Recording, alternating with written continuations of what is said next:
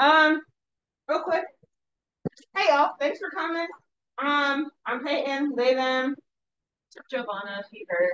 and we're Blackness Coalition. Jaylee. Okay, Jaylee is also here. Um, we are a collective of Black people, non-men, queer, period, who are dedicated to empowering revolutionary action through collective education.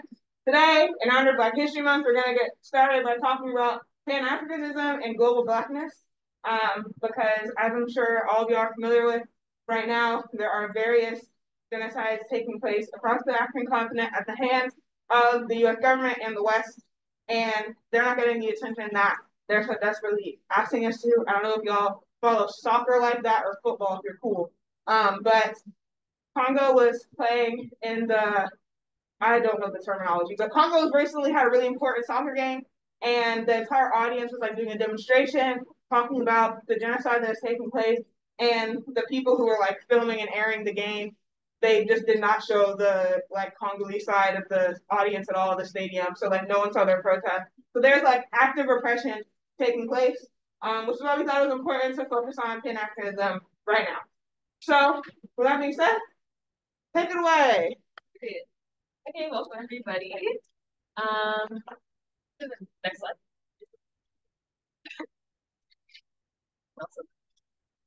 Oh, yeah, you got it. Go, boyfriend, go. Okay, so we're going to start by laying a historical foundation of just like what is Pan-Africanism. So to start, does anybody have any ideas of what Pan-Africanism is? Like what you've heard, see, think that?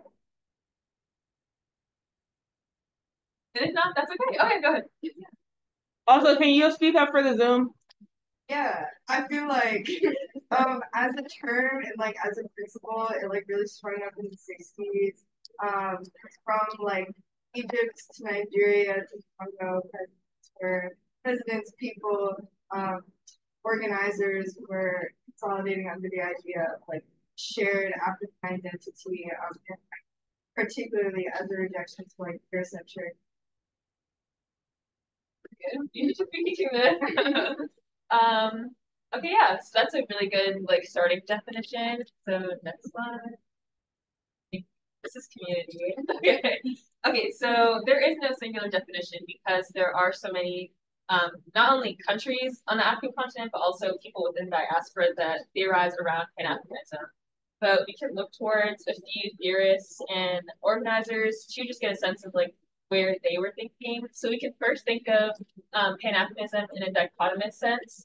So George Jefferson, who is a white Pan-Africanist scholar in London, in one of his articles, he talks about Pan-Africanism in two different dimensions.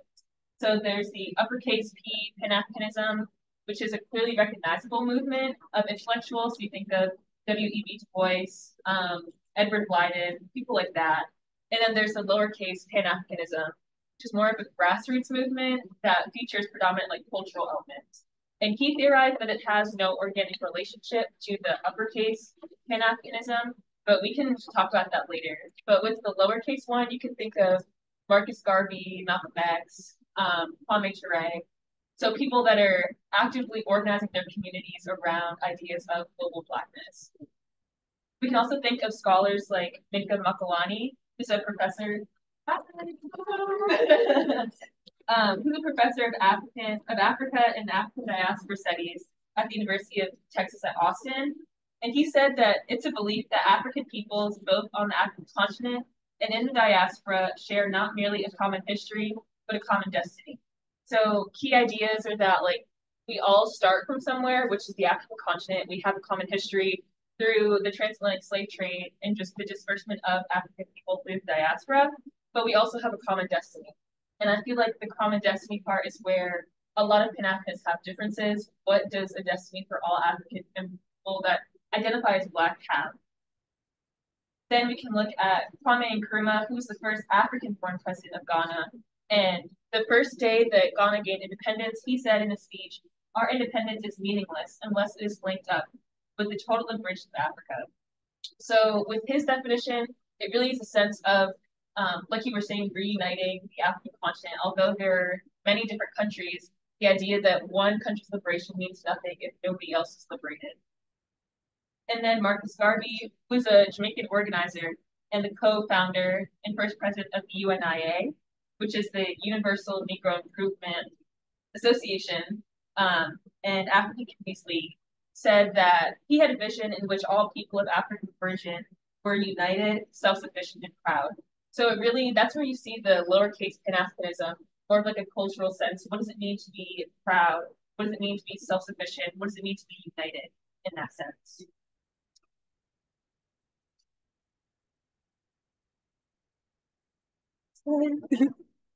Sorry, guys. No, you're okay.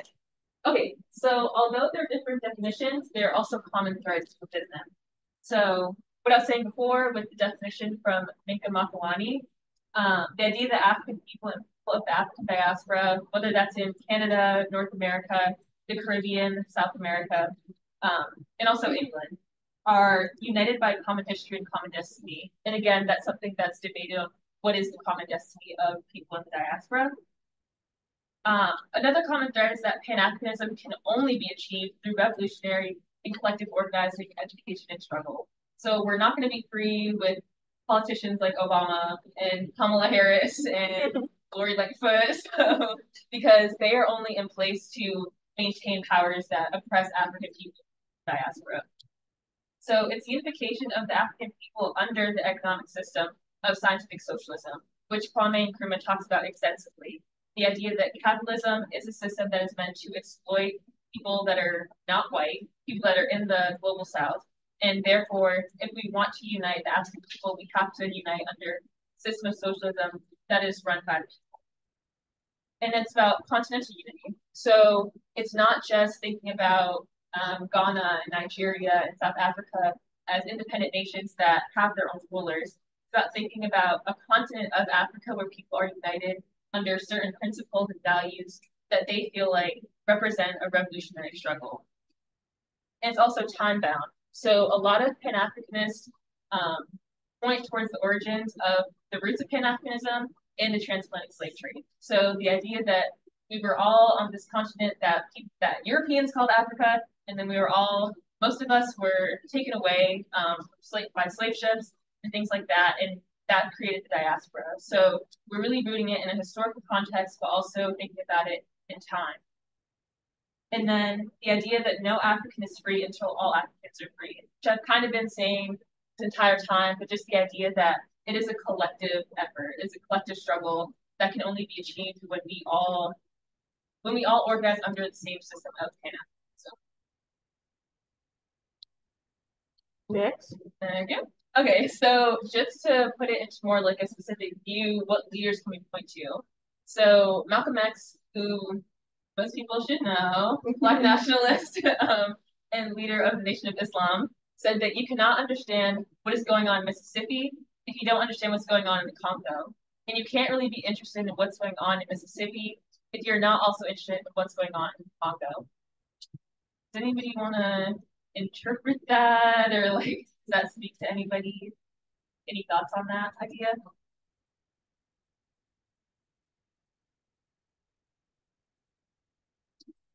Head empty, no thoughts? Cool. I feel like it's pretty self-explanatory, like the idea that we can't just think about our situations in isolation. So whatever's happening in Atlanta or DC even, or Mississippi, we know that that's an extension of what's happening in the Congo, what's happening in Nigeria, what's happening in South Africa. We can also look towards Kwame Nkrumah, who I said was the first African-born president of Ghana. He said that I'm not African because I was born in Africa, but because Africa was born in me. So that we're thinking about what does Africa mean to people in the diaspora, people that haven't set foot on the continent, but feel some sort of relation to that piece of land.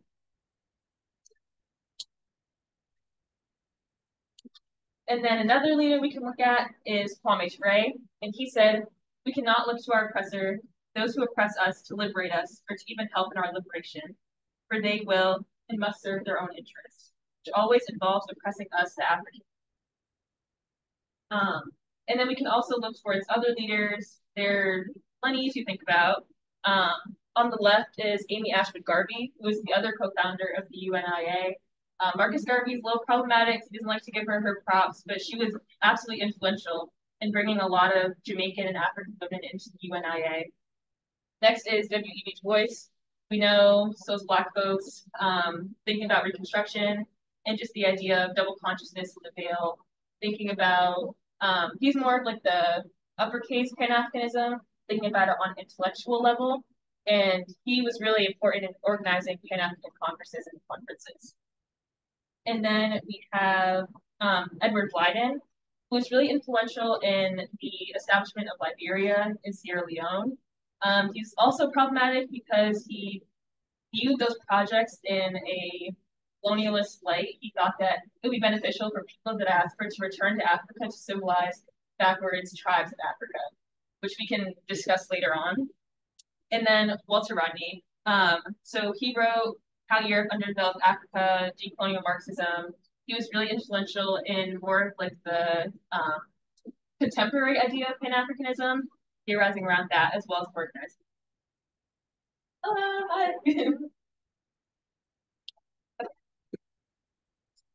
All right. Tag team. All right, y'all.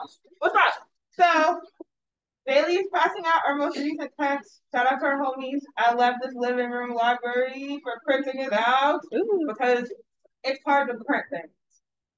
Let's talk about it. So now we're gonna get into a little bit of like the meat with AFRICOM. We cannot talk about like Pan-Africanism and imperialism without talking about AFRICOM. So next to Roni. All right. So how did AFRICOM start? AFRICOM is short for Africa Command. It's a US-led military institution that spans 53 countries in Africa. So the US military started AFRICOM because they believe that it's of strategic importance to their war against extremism, their war on terrorism, and all that jazz. And I'll get a little bit more into like the geography later, but this is around 2000, the early 2000s. And so this is post 9/11. The US is looking at their imperial structure and they're figuring out how to enforce militarism in the region and also to like maintain their own power. So the real goal of AFRICOM is to protect US military and imperial interests through economic and political control across the African continent. And this dude is General Michael E. Langley. I want you to see him. He's the current commander of AFRICOM, this goofy looking man. In honor of Black History Month, it's an important reminder that not all skin folk are kinfolk and that they intentionally pick people to carry out these like imperialist projects across Africa. Next slide. These are the past commanders of AFRICOM. Again, I feel like it's important for us to see the people who are carrying out these genocides instead of it just being like the military. No, there's people making these choices. So this was the first commander of AFRICOM. And these are the four like in the like since then. So this is Obama's AFRICOM. Another reminder that the majority of AFRICOM was carried out under the Obama administration, like the meat of it, the beginning parts. And then these are all the white dudes who, in the interim, were facilitating this American and Western project. Go next. So how did AFRICOM actually start? So it was established in 2007 by Bush, George W. Bush. They believe that it created pathways for the West, like neocolonial domination in Africa. So in your text, we also have definitions for some things on the front page. So if I say something and you're like a little confused, it's not, the definitions are on the text. So Bush launched AFRICOM under this guy, Secretary of Defense Robert Gates, who continued it under the Obama administration. So our first Black president was also in the African continent with this goofy looking man carrying out colonial projects and ensuring that the U.S. military's reach extended across the entire globe. So AFRICOM is an American project to ensure the continued oppression and stunted liberation of the African people, all while advancing U.S. and European imperialist goals. We're going to be framing a lot of these conversations in the context of the U.S. just because that's where we are. But like, make no mistake, the U.S. is not a lone actor in its neocolonial project in Africa. So the U.S. is kind of like a front. Again, it benefits their militarist goals to be seen as that world who is carrying out all these like neocolonial efforts, resource extraction, things we're going to get into later. But the EU is still very active in Africa. So a good like way to get introduced to AFRICOM is thinking about the West resource extraction from Africa. So one of the US's, or like we know, the transatlantic slave trade was in its own, like some scholars like to think of it as its own form of like resource extraction from Africa. And it's very interesting to see the way that like those practices are being repeated now through like thinking about mineral resources. I have my own critiques of like referring to Black people as a resource, but if you think about it in like the bare bones of it, then the like human capital versus the like resource capital is very mirrored the way that the West, specifically the EU, Europe, and the United States will extract like material resources from the African continent. So the war on terror was the catalyst that American imperialists needed to sink their claws back into Africa. So 9/11 happens, everyone shook, and they're like, we need to regain control somehow because our power is slipping in their eyes, right? So before the Bush administration began AFRICOM, however, people thought of AFRICOM as like this lost place, uncivilized, kind of like Giovanna was saying, a lot of like humanitarian interests, a lot of like corporate philanthropists, like we have to save the children in Africa, starving child in Africa, in huts, like that was the way that Africa was contextualized, just like in the general conversation, right?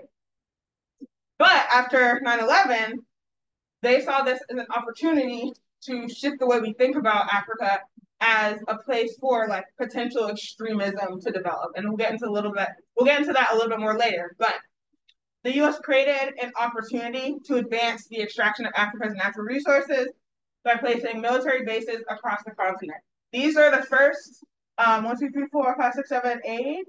Oh, I can't count, y'all. 2, 4, 5, 6. Yeah, 8. The first 8 countries that in 2007, when AFRICOM first started, these are where bases were put. You can go there.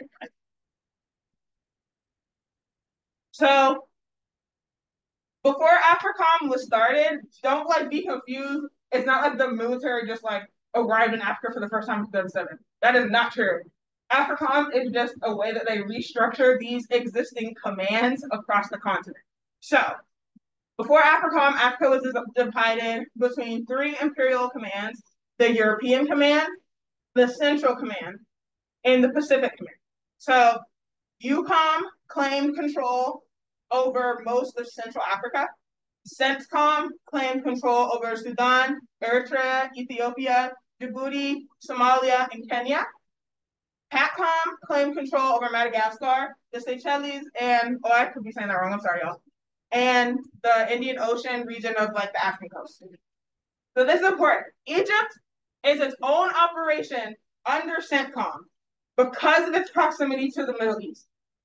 Next slide, please. And just to visualize it, this is where Egypt is, right? Right here, we have Saudi Arabia, we have Jordan. I had to change it to Palestine because that shit said Israel before, and I was like, I don't recognize that. And Palestine. Right now, we are seeing an example of why Egypt is separated into its own like strategic command. In the Rafah crossing, people who are fleeing Gaza, the Gaza Strip, were told to go to the Rafah crossing into Egypt.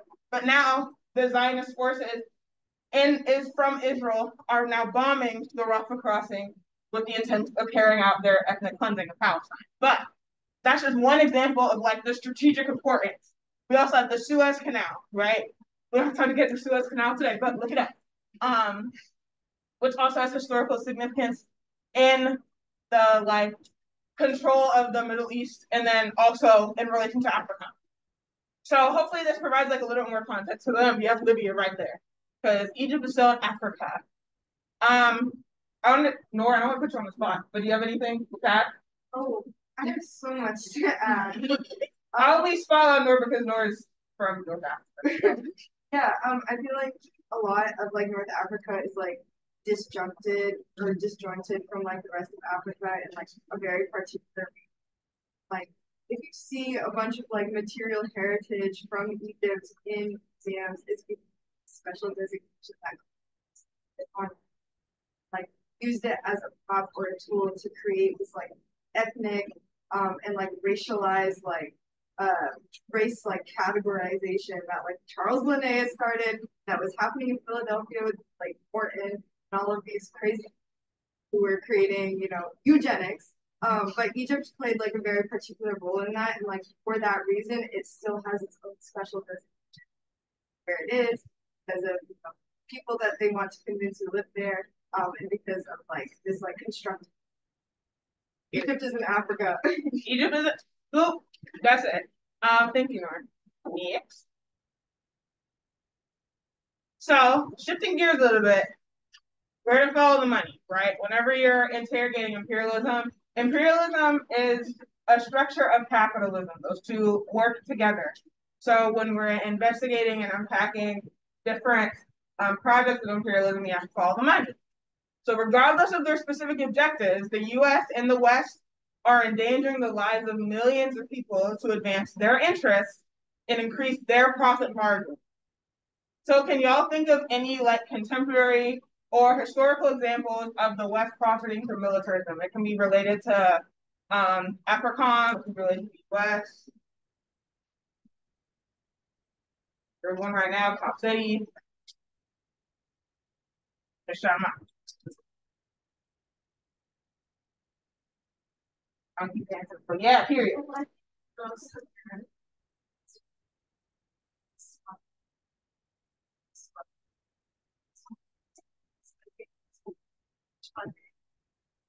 the government arts how like for example our systems is not just studied elsewhere in art. So one instance of tourism isolated. So I also think about how all good systems stick national parks right to other places of settler sharing. Yeah, what's your name, friend? Priya. So Priya just shared that one way that the West will profit off militarism, and the definition of militarism is on your handout, but they'll profit off militarism from weapons manufacturers. So weapons manufacturers come in contracts with the US military and just like the Western military in general. Elbit system especially is strong in the UK. Elbit system is the example that Priya gave, where the West is profiting from militarism. These bombs are being manufactured in the US and then they're being shipped off and used at places like Kashmir and Palestine. Anyone have any other examples? That was a zesty one. All right, go. Next pal. So through AFRICOM's foreign military sales program, this is a real thing, so they ain't even hide it. Y'all can go on the AFRICOM website, africom.gov. They literally have foreign military sales program. This is a badge of honor. We think of this as like they're using our tax dollars, to Priya's point, to buy weapons. How dare they? Shame. You know, when we're actions, we chant shame, shame. These people ain't got no shame. It's name.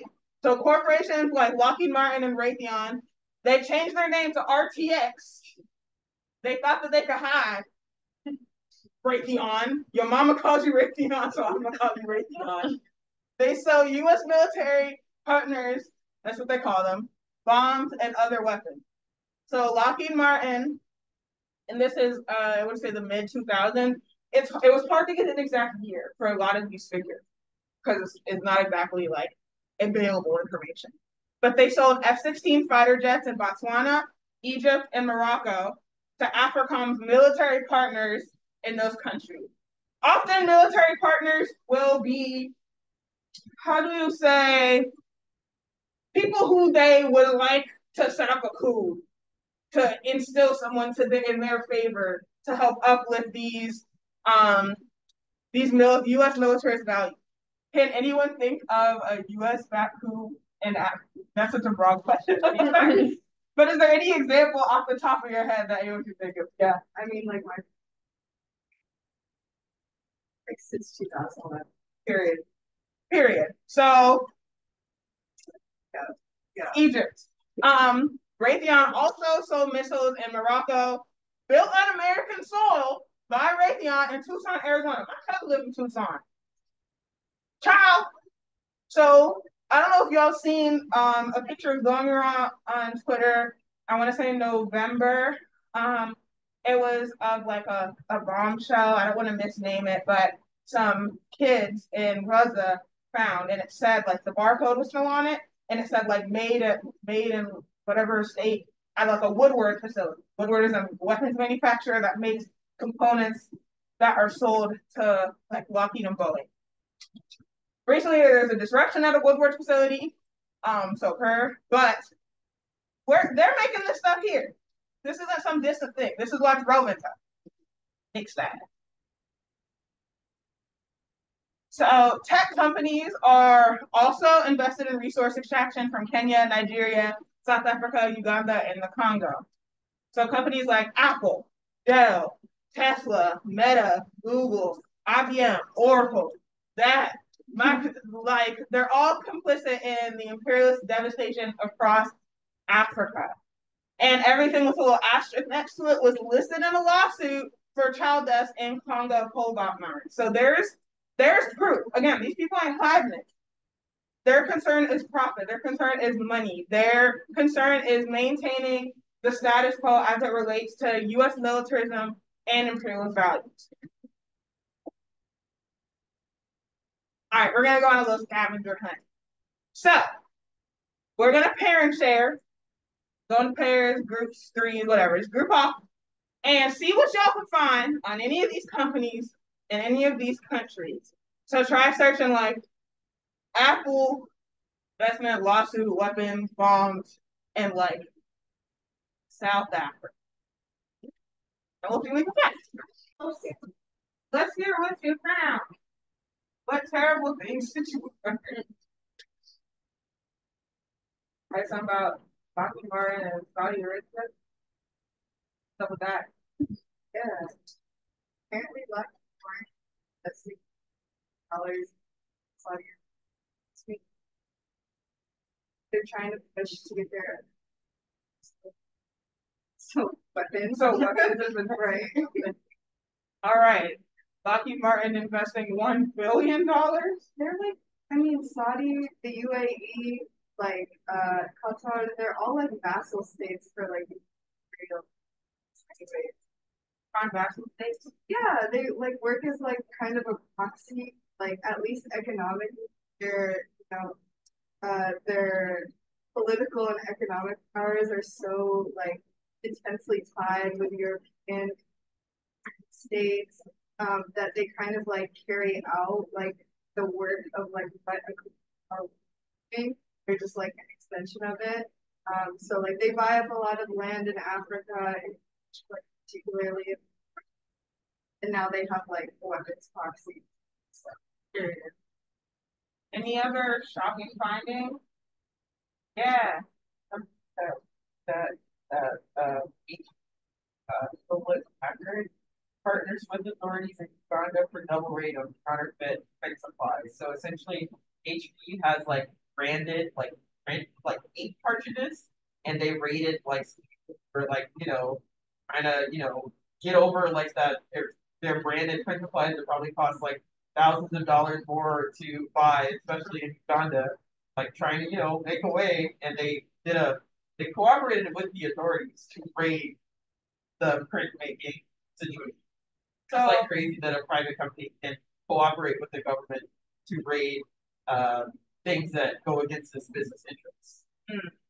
so a private U.S. company, HP, cooperated with Ugandan government to Stop people from selling e-cartridges that were HP. to stop free will. Okay, crazy. One final something that'll knock our socks off, or not, or keep on. Answer.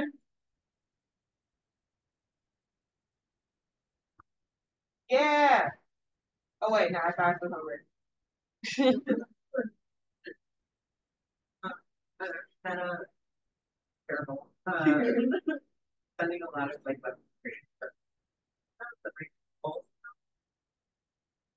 like kind of Shonda, and follow the slippery star. Oh my god! You can follow the life of a former child soldier through Meta VR. Oh. Literally. That's crazy. I'm sorry, I cut you off. Was there anything else? No, that was Golly. That takes the half for worst thing I've heard all week. All right, thanks y'all. I hope you enjoyed that. I encourage you to do this with any company. Literally, this format works for so many things. Put in other nouns if you want, but literally any corporation and like try. Also, I did this with like the Philippines too. Crazy shit. But yeah, thank you. All right, so the West and the U.S. they think that they're doing the right thing. They've justified this in so many ways. So especially like I said, after 9/11, Bush really began to lean into like the development politics. So U.S. officials increasingly portrayed Africa as war-torn, undemocratic, uncivilized, desperate for Western aid. So the U.S. used many justifications. These are the three like many like I don't want to say the most influential because there's a lot of factors that we probably don't even really know about. But these are three main factors that show up a lot. So protecting resource interests, counterterrorism, and competing with China. Thank you. So I love putting their face. So we're gonna do a case study of Nigeria to talk about like resource extraction. And specifically, again, think of that characterization of Africa as a place desperate for Western intervention to really like thrive. So at the beginning of 2023, Nigeria produced 1.67 million barrels of oil a day, most of which is exported to the West. So the top three shareholders of Nigeria's primary oil production company, Nigerian Natural Petroleum Corporation, are Shell Gas from Britain, Total Energies from France, and Eni International from Italy. They own 51% stock in this company. 51%. Nigeria, 51%. England, France, Italy, right? So we're thinking about where this is how they're thinking. We're going to invest all this money. Same case with Uganda. We're going to invest all this money into this country. We're going to help their economy.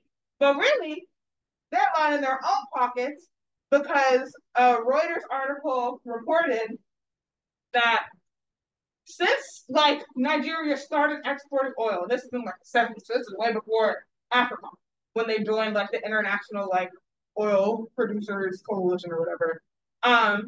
There hasn't really been any like change, like positive change to Nigeria's economy that can be directly connected to oil. Now, people like this guy, who Wale Tinubu, he's a Nigerian oil executive. He's seen money increases, right? So you're thinking about how imperialism is a branch of capitalism. These Western powers are going to countries like Nigeria, building in these structures of inequality and poverty. Over 400 million people in Nigeria are living in poverty.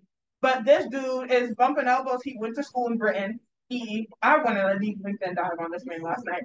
He went to school in Britain. He studied law.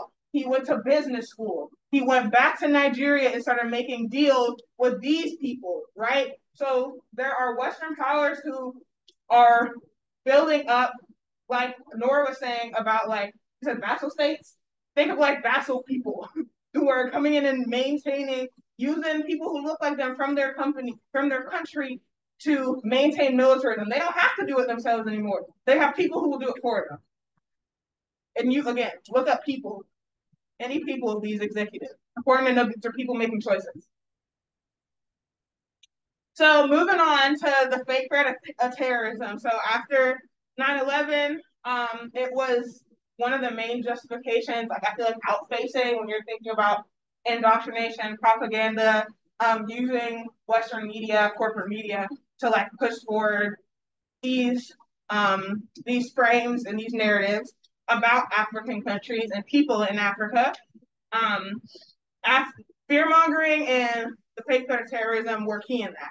So after 9/11, the U.S. government used xenophobia and fear mongering to insist that U.S. military expansion is necessary for safety and security. We know that's not true. The West views citizens of African countries who had been ravaged by Western powers as potential extremists to control.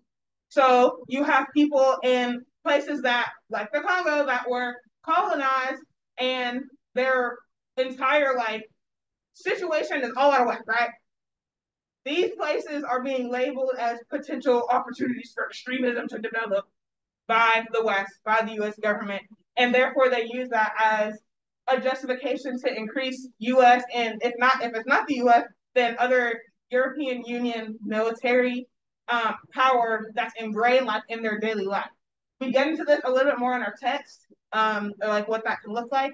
So encourage y'all to read more about that. But the way that like US military have made sure that they're in control of, like we're seeing in Gaza with the Israeli Defense Forces, when they're controlling water, they're controlling like the daily life, the operation of daily things that you need, food supplies.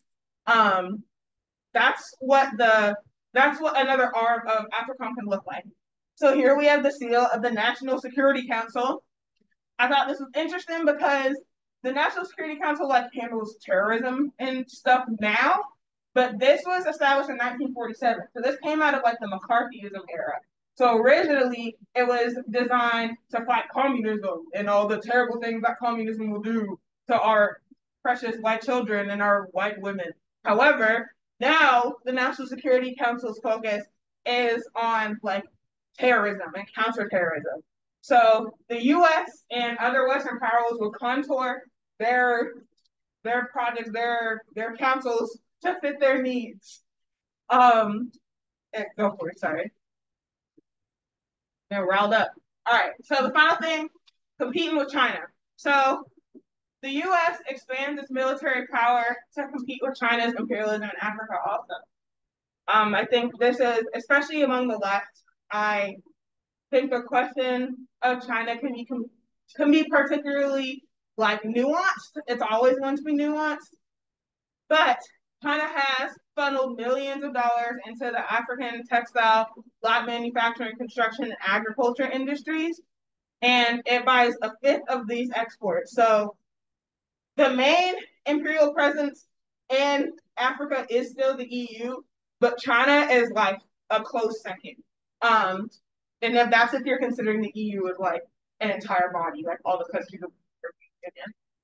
So 3 years after AFRICOM started, China took 30% of its oil from Sudan, Angola, and the Congo. So China's trying to compete with the US to be like the biggest imperial power, and they both see Africa as like this new opportunity, this new frontier to compete for like who's gonna out capitalism the other, right? This political cartoon, I included this because I don't like the dude who made this political cartoon, but I do think that it does a good job at illustrating. I don't like that the US is on the top and China's at the bottom. That's kind of deep. But this is just like how they be trying to match each other's energy. This also has like a hammer and sickle. right here. It's like, girl, you're original. Okay, next. I'm almost done, y'all. So this is all. This is written by the U.S. Institute of Peace. If you want to read some nonsense, go to the U.S. Institute of Peace. But if they're talking about the U.S.-China rivalry in Africa, we cannot afford to like overlook this dynamic. It's incredibly important to understanding the current project of colonialism in Africa. So China's activity on the continent will influence the U.S.'s strategies for maintaining AFRICOM.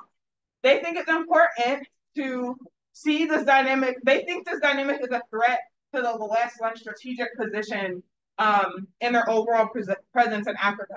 So as long as these two keep butting heads, their like talons will work deeper and deeper and deeper into Africa, and we can't look at one without looking at the other.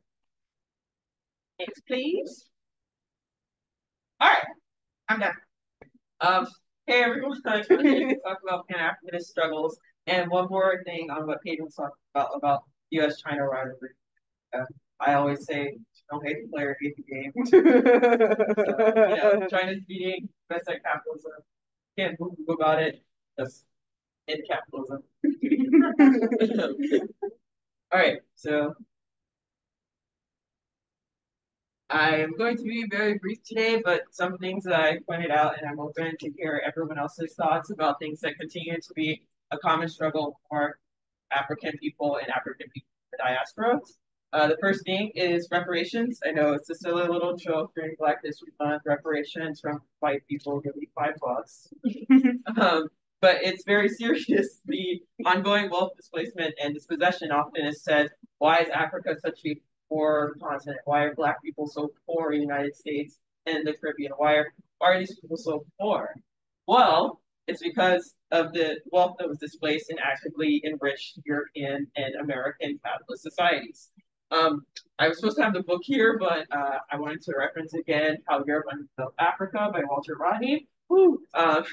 And his thesis sort of was that the exploitation and the appropriation of land through resource extraction, colonial dispossession, scrambling, and mixing things up and just dividing Africa into places and sites for resource extraction, and also the sort of exploitation and appropriation of labor through slave capital, using people as resources, and the dehumanization and like absence of life and negation that happens along with those things, actively underdeveloped Africa. So taking people out of their cultural context, taking people out of the societies and the institutions and things that were already being developed in Africa. That process was stalled, ruptured by European exploitation of Africa, which actively developed Europe while dispossessing Africa.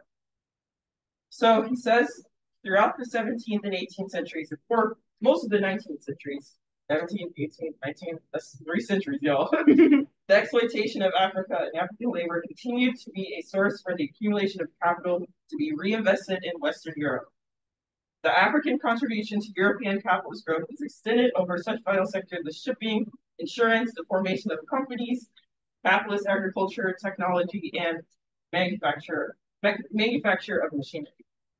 So this leads this sort of dispossession of wealth and resources and people, honestly, that enrich European capital and eventually North American capital as Europeans populated North America, genocided Native Americans, and created a capitalist institution in the United States.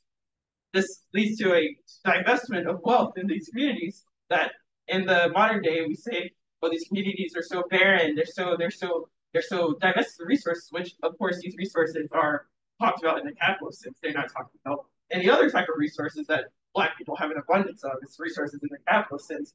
But because that was a part of the active underdevelopment of these places and these people. So some sort of like ongoing like repercussions of this divestment was so a few examples. So if you guys know the classic example in Haiti, revolutionarily achieved independence, France forced Haiti to pay $150 million for the crime of freeing themselves from French colonial occupation. In the South, in the American South, after the emancipation of slaves after the Civil War, which really didn't happen, but Slave owners received payouts from the American government to recover the loss of property that was the loss of slaves after emancipation. In turn, emancipated slaves were denied economic restitution and continue instead of being fully liberated. Like I said, slavery didn't really end. Emerging systems of exploitation continually and effectively, materially just extended slavery through other means. I think of sharecropping, tenant farming. Does anyone have any other examples about how, like, slavery and like the economic divestment of slavery continued beyond the sort of nominal end of slavery? Any thoughts? The prison industrial complex. Right. I was gonna say convict leasing. Right, Yeah. right. Chain gangs, convict leasing, all these things continue. And people always say, oh, well, slavery was a long time ago. Oh, the Atlantic slave trade was a long time ago, but these effects are lasting, obviously. So yeah, reparations. One more example is in the continent of Africa is neocolonialism and the IMF, the International Monetary Fund, one of these big neoliberal institutions that use predatory loans or sort of do the same thing that AFRICOM does. Says, oh yeah, we need to build this place up. We need to restructure this place. We need to give this place money so it can develop itself. Development as a concept is made with the capitalist development of the European and North American global North states in mind. So what does it mean for Africa to try to develop itself on the same lens? That means more exploitation. That means more divestment. These loans that they give further entrap these countries in debt, and the debt just runs away, and eventually you have sort of these IMF people developing and investing in these countries in African nations in order to get a return on investment. Which, how's that any different than the colonial system? I don't see your personally. But the next thing that I want to talk about is similarly, capitalist imperialist exploitation affects Black people, affects African people in the diaspora and all across the world. Another thing that Rodney talks about in his book is that the sort of capitalism itself and capital accumulation is anti-Black. The origins of capitalism were forged by mercantilist practices, and mercantilism was essentially this sort of ideology that developed around maritime power, like, oh yeah, we have to learn how to master the seas, and we have to learn how to export and trade things. And those things that were exported and traded happen to be people. So, not happen to be, purposefully were people. So this material wealth that was gained through the export and trade of slaves around the world, it led to the Industrial Revolution. Like, the Industrial Revolution would have not been possible if it weren't for slavery. The sort of factory mills that you have in Britain, the sort of like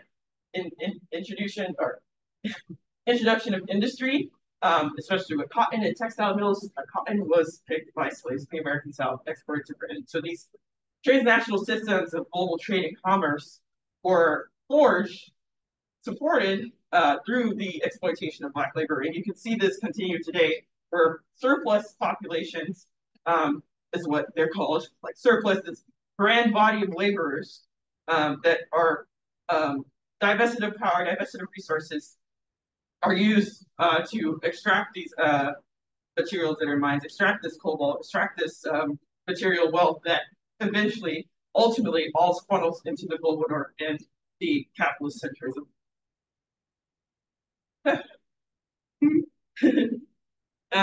So yeah, modern capitalism still relies on the exploitation of Black labor. As surplus populations, we can think of prison labor and wage slavery generally. These are necessary to prop up a system that dispossesses these populations of their wealth. We cannot be invested in systems that invest in exploitation and ultimately death of Black people. So that's one thing. The other thing we kind of already talked about with the prison industrial complex, but I sort of think about carceral security state and surveillance in the same lens of AFRICOM, especially as its position as, you know, really giving and developing and furthering like Africa and trying to sort of construct something where we can understand these as fundamentally connected to material interests that are not the material interests of Africa or its people.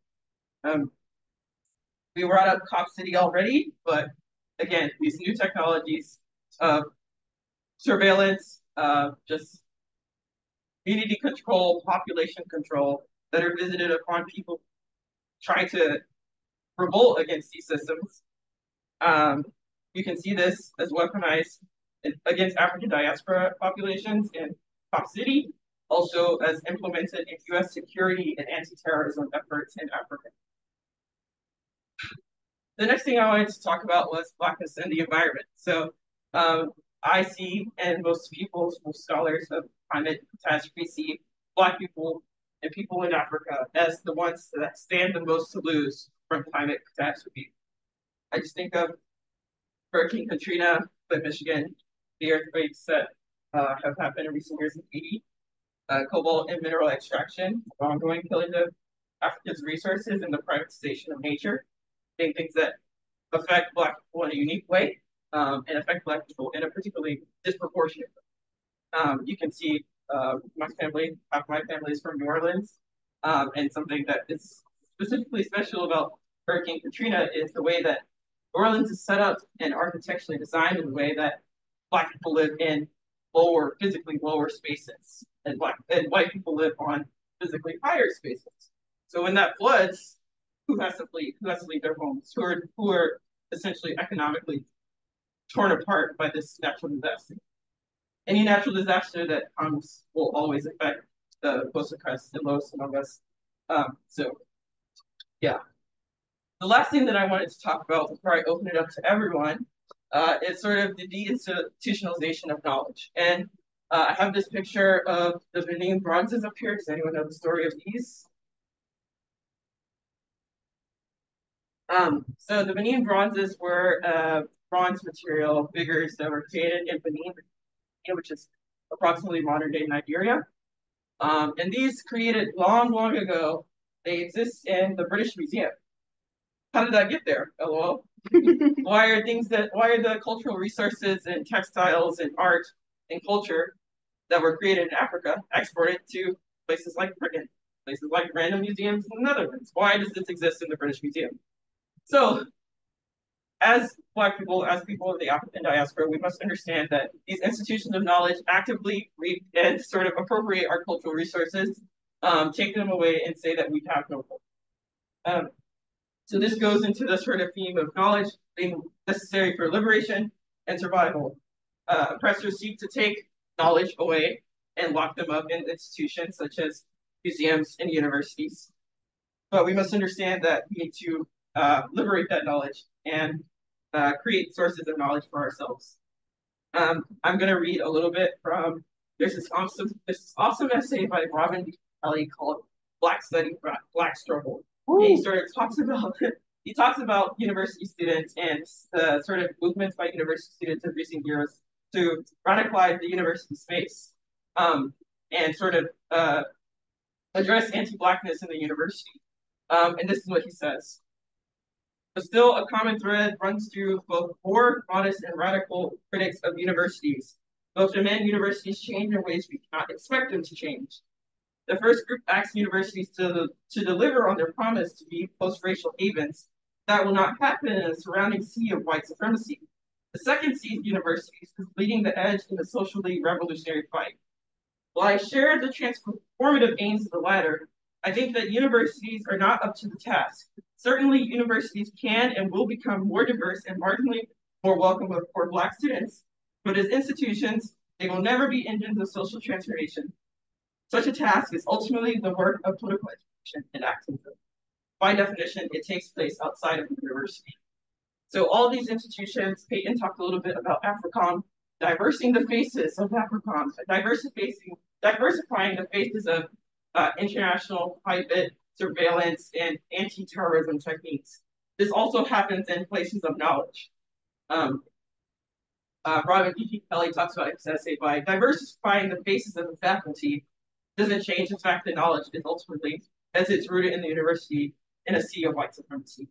So the struggle, big Pan-Africanist struggle, just wrapping it up, is deinstitutionalizing knowledge and making knowledge that is siphoned off, that is privatized, eligible, and accessible to the people. And so this is my last little statement, and we can talk more.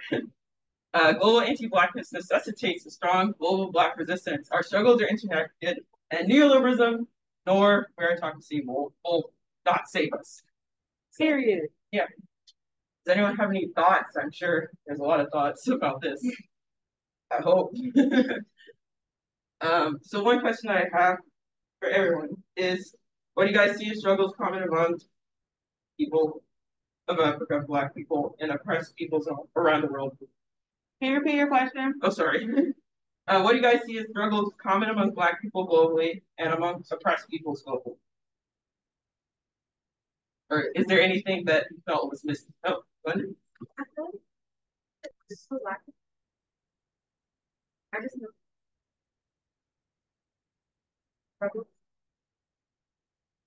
Oh,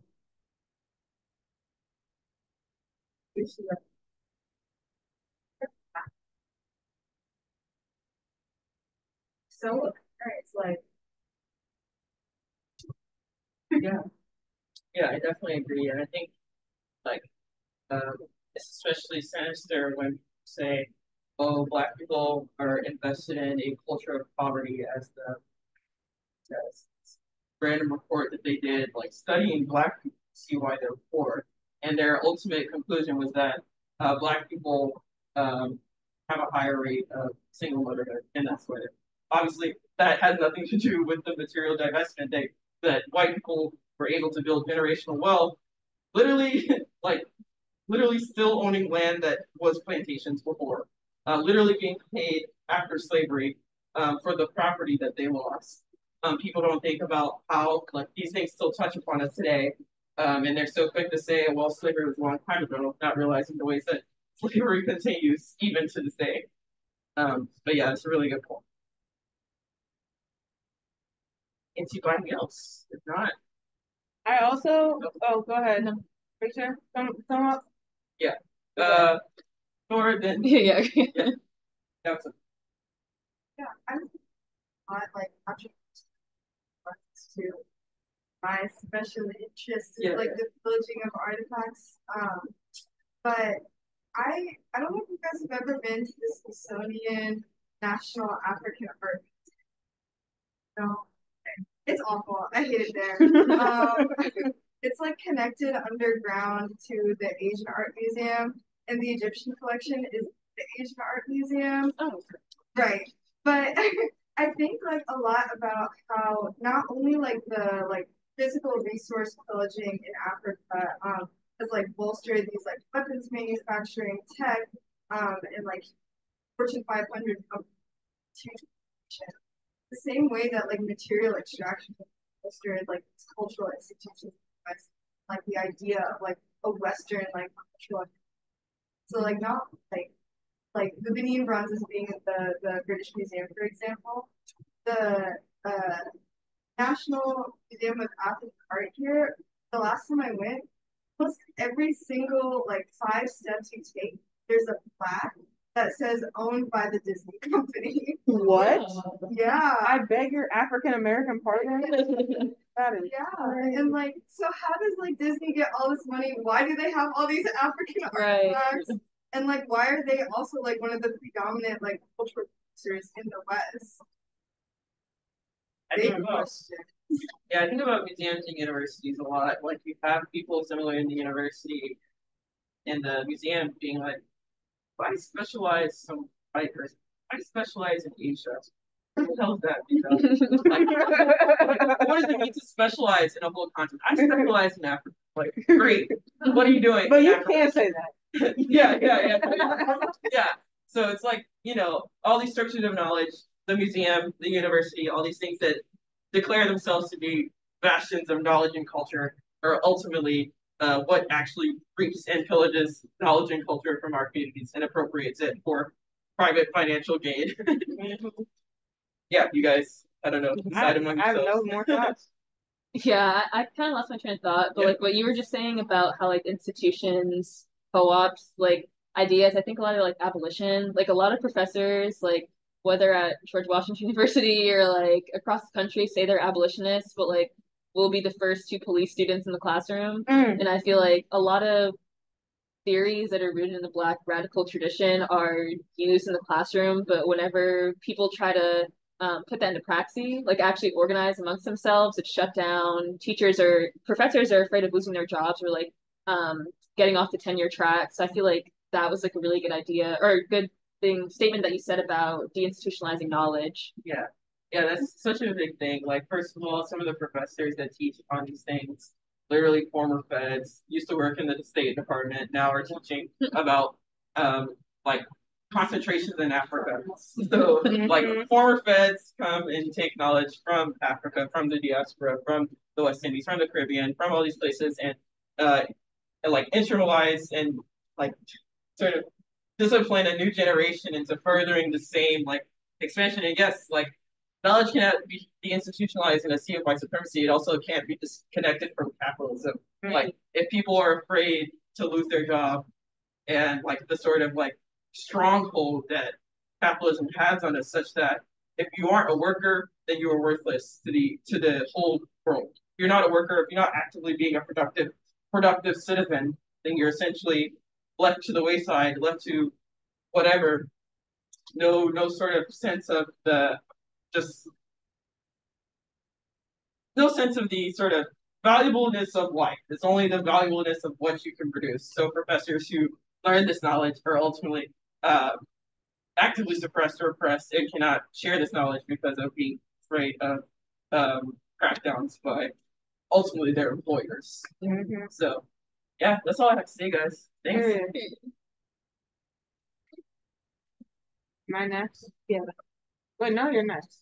Oh no, this is you. I'm jumping in. Yeah. Oh yeah. Okay. We're almost done, y'all. Thanks for hanging in. So why the heck do we need to talk about Pan-Africanism, especially as organizers? I know not everyone in this room is an organizer, but should be. It's important. So this is just a lengthened version of a quote from Patrice Lumumba. It's also in your text. But if colonial governments promptly understand our aspirations, we will negotiate with them. But if they stubbornly insist on considering Africa their possession, we'll be obliged to consider the colonizers the enemies of our emancipation. Period. So that's why it's important to be Pan-Africanist. And he said this in a speech in the 50s. So we have to reach across our ocean. The Pan-African liberation tradition is rich in organizing strategies, like going back to the Haitian Revolution, but like we're thinking about all these different ways to disrupt and like shut things down and like really like shake shit up, like looking into the like African diaspora for how they organize. It's like they left us like a treasure chest. So it's essential to ground ourselves in Pan-Africanism because also imperialism first manifested its ugly face in Africa. And the enemy will reach across oceans to maintain our oppression, so we must reach across oceans to liberate ourselves. And connecting our work in the United States, which is important to mention, I kind of alluded to this earlier, but the United States has positioned itself as like the new face of empire, right? We all know the saying, the sun never sets on the British Empire. The US is trying to take that place, or they are effectively taking.